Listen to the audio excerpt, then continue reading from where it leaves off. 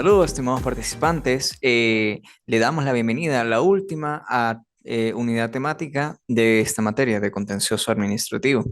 La misma versa sobre lo que son las medidas cautelares y la ejecución de la sentencia.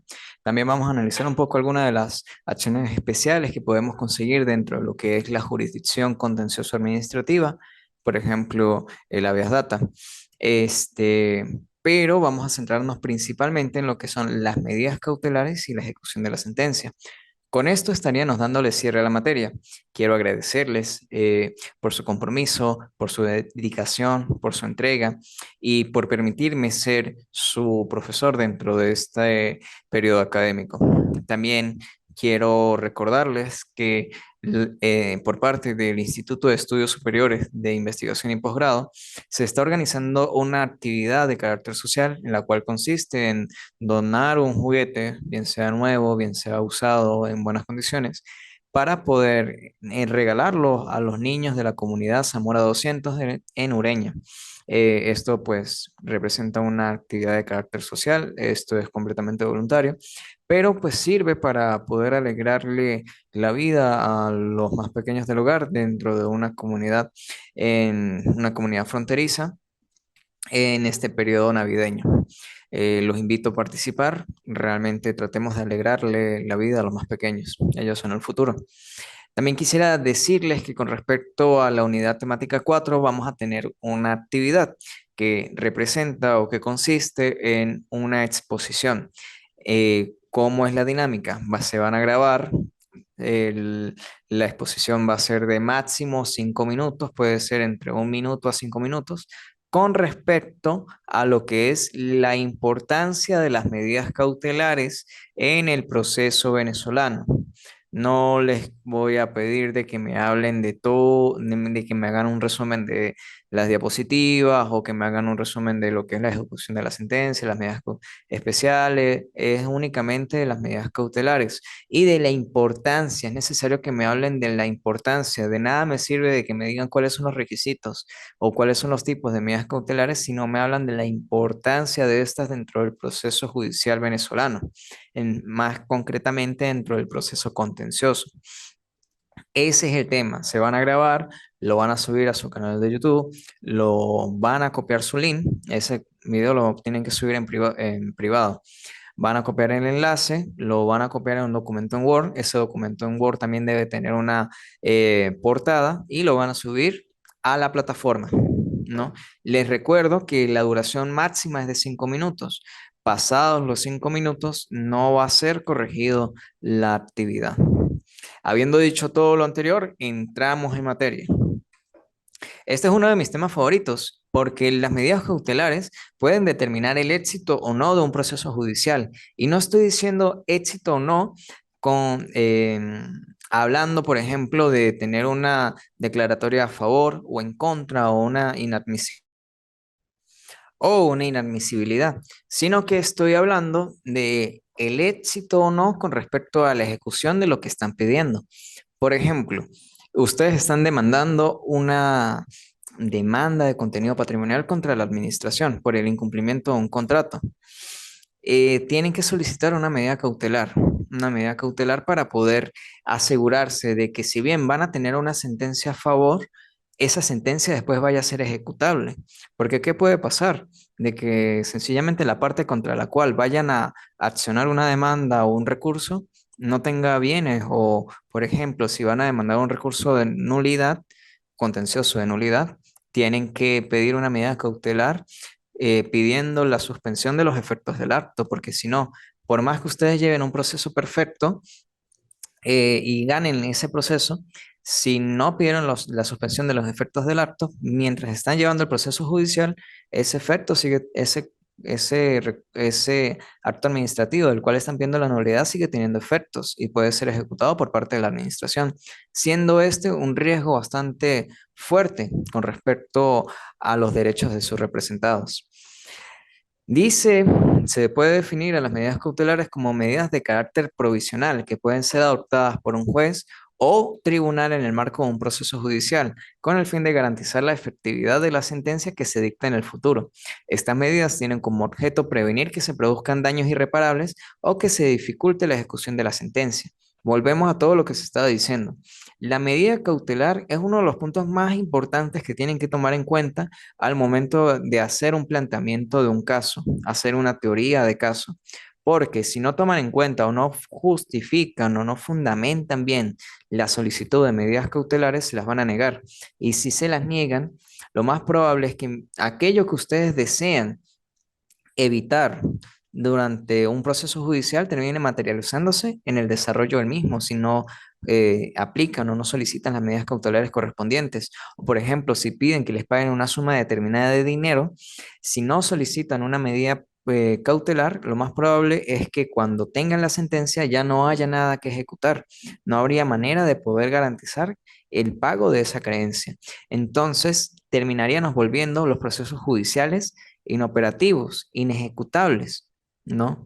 Con todo el riesgo que esto representa, terminaría desvirtuando la realización de la justicia, terminaría desvirtuando el derecho a la tutela judicial efectiva, porque lo importante no solo es dirimir problemas, es que es darle una solución real a esos problemas. Y la única manera que podemos tomar para poder hacer una presión, aparte de la interposición de la demanda, es con una debida fundamentación de la solicitud de medidas cautelares. Las principales medidas cautelares que existen dentro del ordenamiento jurídico tenemos la medida de embargo, la medida de secuestro y la medida de prohibición de enajenar y gravar. La medida de embargo consiste en una retención de bienes del demandado como garantía del pago de la deuda. Necesita la deuda para poder solicitar un embargo y se embargan nada más bienes. Luego tenemos el secuestro. Constituye la retención de bienes muebles o inmuebles para evitar que sean destruidos o desaparezcan durante el proceso judicial. Esto es un tipo de medida que suele ser aplicado principalmente en aquellos bienes en los cuales existe una posesión o una propiedad dudosa por parte de alguno de los individuos que integran el proceso judicial. Y por último tenemos la prohibición de enajenar y gravar, que impide al demandado vender o disponer de sus bienes mientras se resuelve el proceso judicial. También impide al demandado gravar o hipotecar. Estas son acciones que podemos ver principalmente en otras ramas del derecho, por ejemplo, el derecho civil, el derecho agrario, ¿no? En materia contenciosa administrativa no es muy común, pero también pueden ser aplicables. Puede ser aplicable, por ejemplo, un embargo preventivo en una demanda de contenido patrimonial o, por ejemplo, una prohibición de enajenar y gravar, a los fines de poder garantizar la deuda, el pago de la creencia. Las medidas cautelares en el contencioso administrativo se encuentran reguladas en la Orgánica de la Jurisdicción Contencioso Administrativa, la cual establece la regulación de las medidas cautelares en los procesos contenciosos administrativos. Las medidas cautelares son aquellas que se adoptan en el curso del proceso para proteger los derechos e intereses de las partes y tienen como finalidad asegurar la eficacia de la sentencia que se dicta al final del proceso. Esta es la base legal, la Ley Orgánica de la Jurisdicción Contencioso Administrativa. Ahí estaremos viendo todo lo que es el régimen propio de las medidas cautelares. Sin embargo, hay aspectos que no están regulados dentro de la Ley Orgánica de la Jurisdicción. Por ejemplo, todo lo que es el procedimiento de oposición a embargo y la oposición a una medida cautelar es una incidencia que se lleva dentro del proceso. Y esa incidencia no está regulada dentro de la ley orgánica, sino que está regulada dentro del Código de Procedimiento Civil, a partir del artículo 602 al 607, ¿no? Entonces, con respecto a eso, a pesar de que en principio la base legal es la ley orgánica de la jurisdicción, en caso de que exista algún vacío de ley o algo que no se termine de llenar por parte de esta legislación, tenemos que acudir a la norma supletoria. ¿Y cuál es esa norma supletoria? El Código de Procedimiento Civil. Las principales medidas cautelares en materia contencioso administrativa tenemos la más importante, probablemente la más famosa o la más conocida dentro de este entorno, la suspensión de los efectos del acto administrativo impugnado. Esta medida cautelar implica la suspensión temporal de los efectos del acto administrativo impugnado hasta que se resuelva el proceso judicial. ¿Por qué digo que es la medida principal o la más común? Porque recordemos que el recurso contencioso administrativo por excelencia es el recurso de nulidad del acto administrativo. Entonces, si yo voy a interponer un recurso contencioso administrativo de nulidad, lo que estoy deseando es que ese acto administrativo no produzca efectos, porque me van a afectar a mí, a mi representado o a un conjunto de personas. Es peligroso. Pero si yo, por ejemplo, no solicito la medida cautelar de la suspensión de los efectos del acto administrativo, no importa que yo introduzca la demanda, el recurso, no importa que ese recurso, ese proceso judicial se lleve perfectamente, no importa que yo lo gane. El mismo puede ser ejecutado por parte de la administración durante todo el proceso judicial si no se solicita la medida cautelar. Pues por ello que junto al recurso contencioso administrativo de nulidad tienen que solicitar la medida cautelar de suspensión de los efectos del acto administrativo durante la duración del proceso judicial, a los fines de que la administración no lo ejecute, no violente sus derechos, porque mientras no se pida esa medida cautelar, ese acto es completamente válido y ese acto es completamente ejecutable. Luego tenemos la suspensión de la ejecución del acto administrativo impugnado. Por ejemplo, tenemos los efectos, tenemos la ejecución, ambos van de la mano. Y por último, tenemos la adopción de medidas para garantizar la continuidad del servicio público o la protección del medio ambiente. Esto es bien enfocado con lo que son las demandas de reclamaciones de prestación de servicio público o acciones de intereses colectivos o difusos, ¿no? Que afecten no solo a una persona, sino que también pueden afectar la colectividad. Y son medidas muy puntuales para poder garantizar, bien sea la salvaguarda del entorno en el cual vive una comunidad o bien sea para garantizar la prestación de un servicio público. ¿Cuánto deberían durar? La ley tiene que adoptarse desde el inicio hasta la finalización del proceso judicial. Se establece un breve lapso, pero es importante señalar que hasta que no se tenga una sentencia definitiva, eh, la medida debería continuarse, porque siempre está el riesgo de que si se levanta la medida sin una justa causa, pues se pueda terminar desvirtuando o alejándose de una ejecución concreta de la sentencia. ¿Cuáles son los requisitos de existencia? En materia civil o en materia ordinaria, tendrían los que probar únicamente el fumus boni iuris y el fumus periculum mora. ¿Qué significa esto? Fumus boni iuris, aroma al buen derecho. Fumus periculum mora, el peligro de la demora, ¿no? Serían las traducciones exactas. El fumus boni iuris se refiere a la existencia de argumentos y pruebas que demuestren que el demandante tiene razón en su pretensión y que existe derecho a ser protegido. No representa, por ejemplo, la declaratoria o la probanza del fumus boni iuris un adelanto de criterio. Por ejemplo, un juez puede decretar que existe un fumus boni iuris, que existe un derecho fundado a impedir esa medida cautelar, pero eso no representa de que la parte tenga razón o no en su pretensión. Por ejemplo, puede decir que si existe un fumus boni iuris al inicio del proceso y decretar una medida, y al final decir que la demanda es sin lugar o es inadmisible. Puede pasar. Luego tenemos el fumus periculum mora. Pero entonces el fumus boni iuris consiste en todos aquellos fundamentos en los cuales yo lo estoy basando para solicitarla. ¿Cuáles son estos criterios? La existencia de un título, la existencia de un acto administrativo. Por ejemplo, si este acto administrativo pide la demolición de una determinada vivienda y esa vivienda es en la que yo habito, pues el justo título sería primero el acto administrativo y después el título de propiedad o la condición de poseedor que yo tenga sobre el inmueble. Y sobre esto yo estoy demostrando que realmente existe un derecho que puede ser afectado. ¿Cuál es el fumus periculum mora? Hace referencia al riesgo de que se produzcan daños irreparables si no se adopta la medida cautelar de manera inmediata. Las medidas cautelares tienen dos características: la inmediatez con la cual son dictadas y eh, que se dictan inaudita parte, es decir, se dictan sin el conocimiento o la notificación de la otra parte contra la cual se admite, ¿no? Entonces, primero tenemos que demostrar que yo tengo derecho a pedir la medida cautelar. Segundo, tengo que demostrar de que existe un riesgo manifiesto en que al final del proceso judicial, aquello que yo estoy pidiendo puede terminar siendo ilusorio o puede ser inejecutable. Es por ello que necesito probar también de que existe un peligro en que si el proceso judicial se demora, al final puede terminar siendo inejecutable. Agregado a los puntos clave o los puntos comunes dentro de la jurisdicción ordinaria, tenemos que agregarle el fumus periculum indagni. El fumus periculum indagni se refiere al peligro del daño, es decir, al riesgo de que se produzcan daños o perjuicios irreparables si no se adopta la medida cautelar de manera inmediata.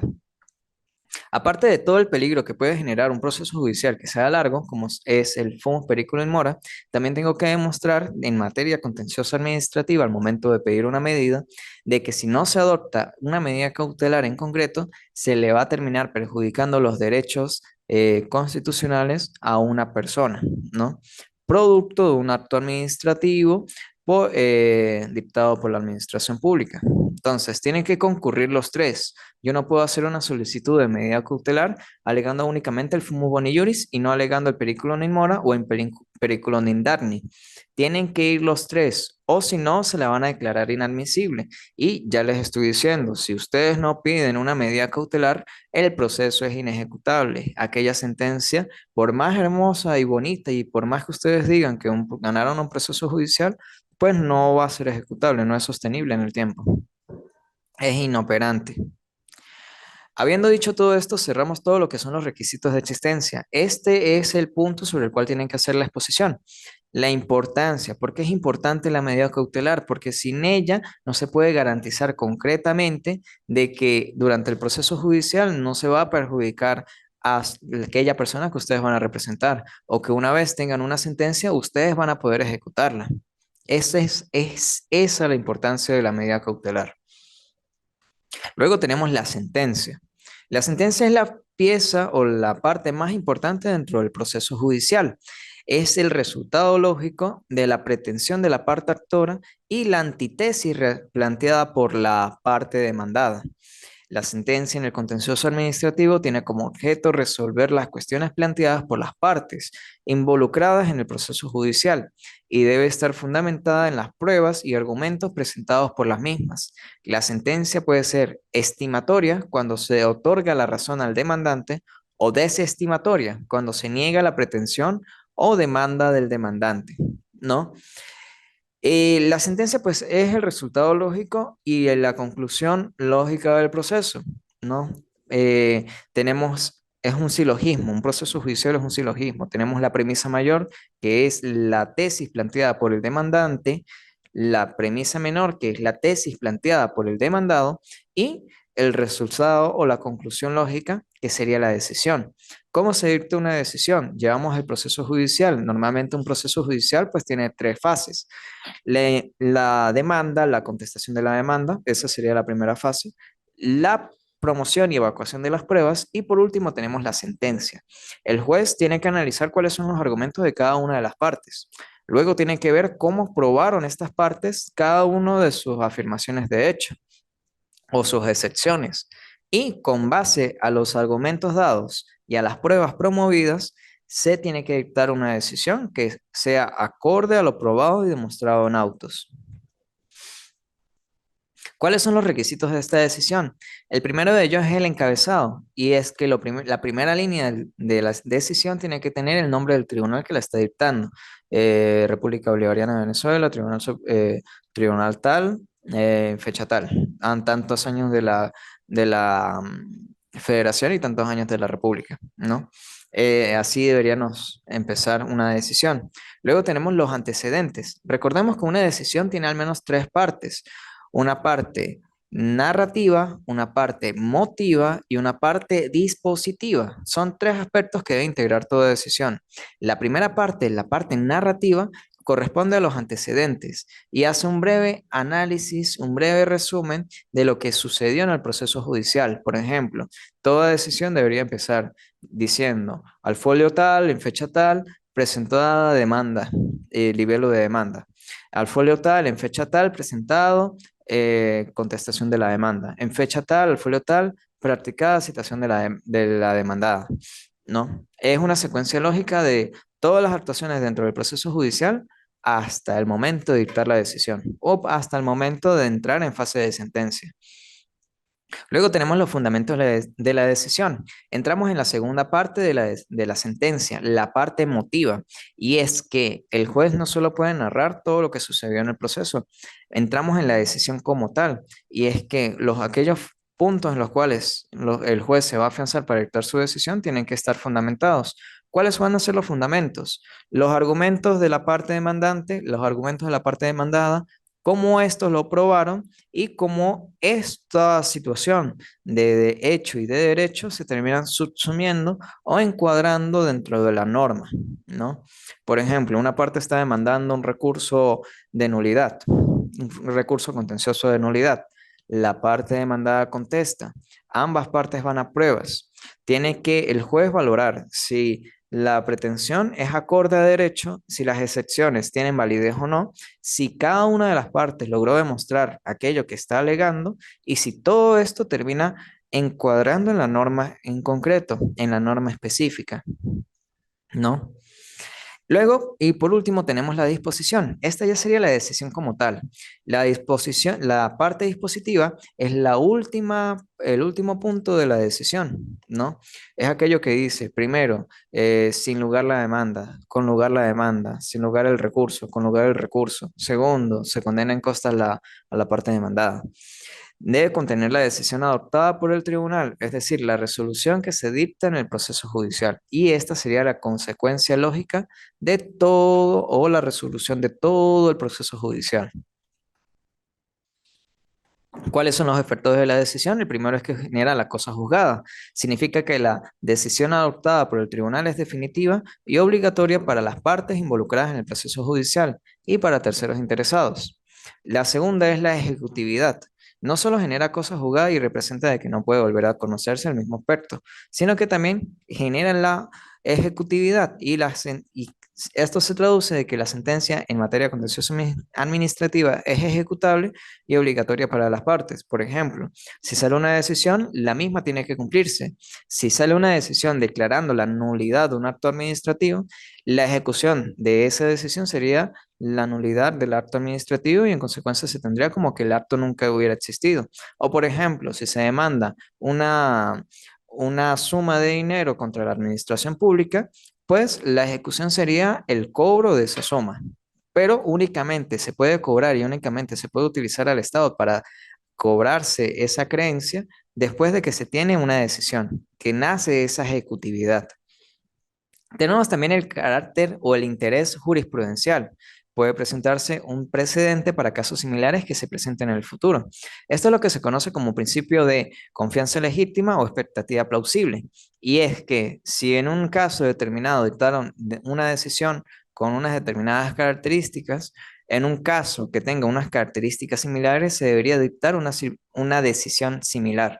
Sirve como un antecedente para motivar casos futuros, para poder adaptarse y para que sirvan las partes puedan tener una expectativa de cómo podría resultar un caso si el caso cumple unas determinadas características. El último es la publicidad.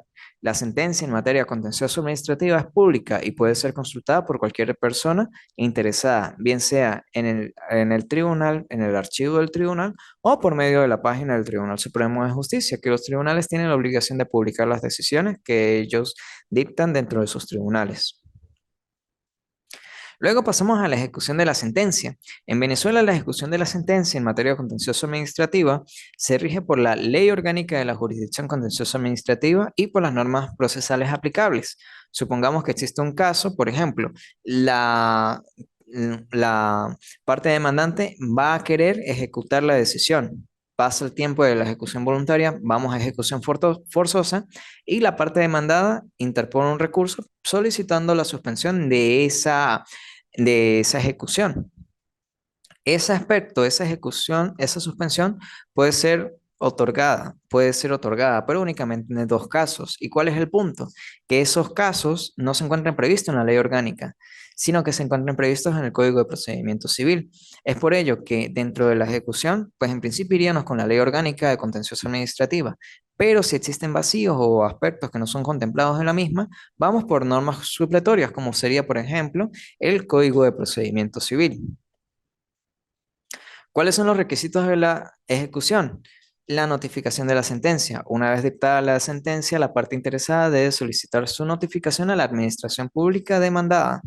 Luego tenemos el cumplimiento voluntario. Se tiene que establecer un lapso para que la administración pública cumpla con lo establecido en la decisión, pero que cumpla de una forma voluntaria. ¿Qué pasa si no cumple de una forma voluntaria en un lapso determinado? Normalmente son 10 días de despacho.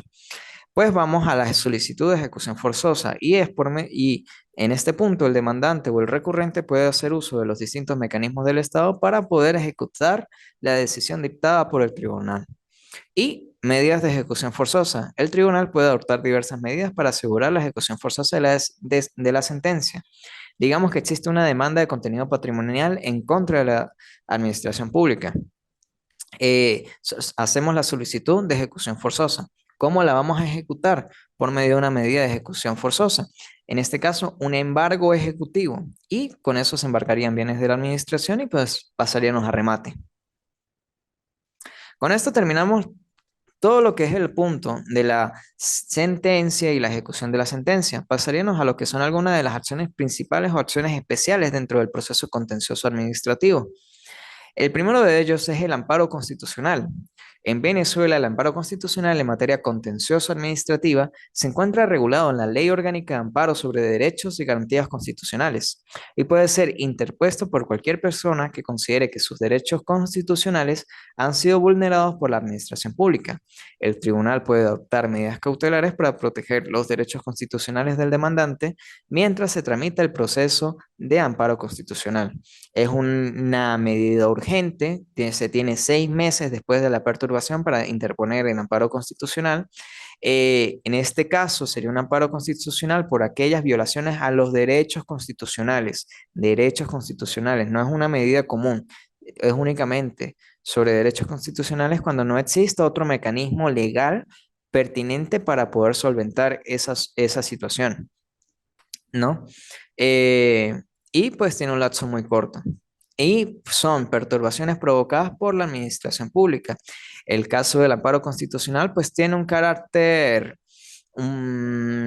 restitutivo. No va a otorgar una indemnización, sino que va a buscar una restitución de la situación jurídica infringida. Luego tenemos el habeas data, es decir, tener data o haber data. El habeas data en materia contencioso administrativa es un recurso que permite a los ciudadanos acceder a los datos personales que se encuentran en poder de la administración pública y solicitar su corrección, actualización o eliminación si se considera que son inexactos o están incompletos. En Venezuela, el habeas data en materia contencioso administrativa se encuentra regulado por la Ley Orgánica de Protección de Datos Personales y puede ser interpuesto ante el Tribunal Supremo de Justicia.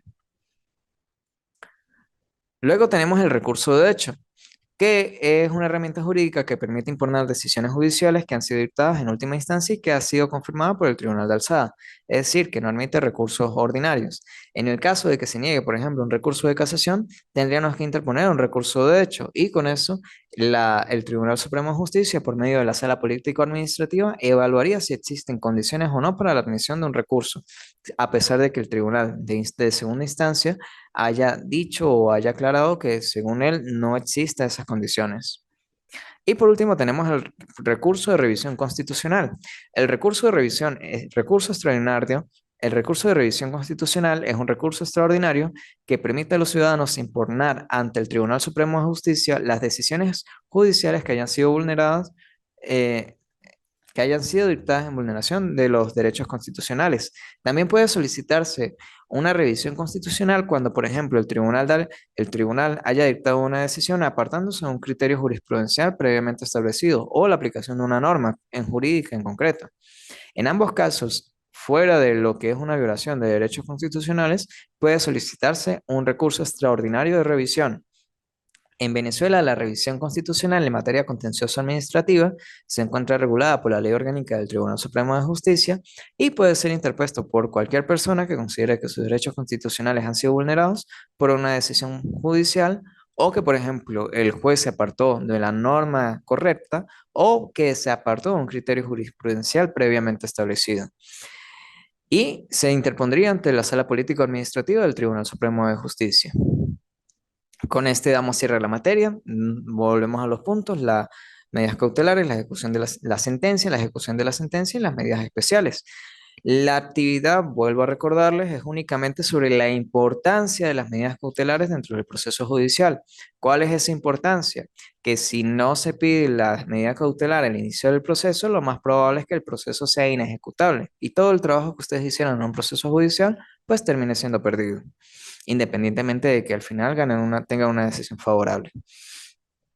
Habiendo dicho esto, pues les recuerdo de nuevo que la exposición pues tiene un máximo de 5 minutos, no pueden pasarse de 5 minutos, si pasan de 5 minutos la misma no va a ser evaluada y tiene que ser presentada en YouTube y después copian el enlace, lo copian en Word y presentan un documento en Word con la portada del documento.